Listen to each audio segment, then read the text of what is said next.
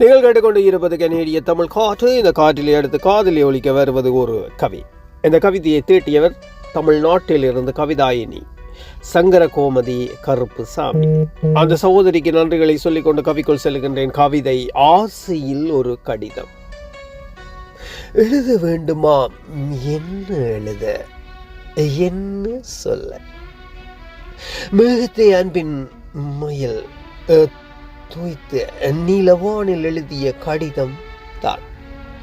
நொடி பொழுதில் வாசித்து விடு என் உயிரே, வானுவில் முறைந்து விடும்.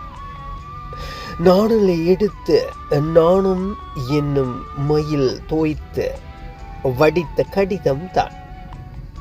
நதிக்கரைகளில் நீர் பிரவாகத்தில் உன்னை காண வருகிறது, விரைந்து பார்த்துவிடு அன்பே. கடலில் கலந்து விடக்கூடும். கடிதங்களை எழுதி அனுப்பவே பூதகலங்கள் தேவைப்படுகிறது. இந்த மங்கை என்று தனது நாணத்தை விடுத்து உன் கண்கள் பார்த்து காதல் மொழிவாளா?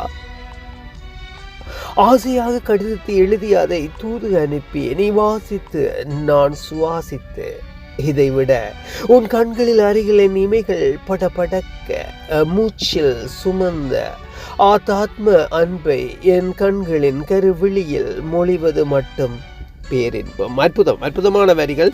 ரொம்பவே நன்றி அன்பு சகோதரி. மீண்டும் அடுத்த கவியூடாக சந்திப்போம். அதுவரை வணக்கம் கூறி விடைபெறும் நான் RJ ஆறுமுகன். நீங்கள் கேட்டுக்கொண்டு இருப்பது கனேடிய தமிழ் காட்டு.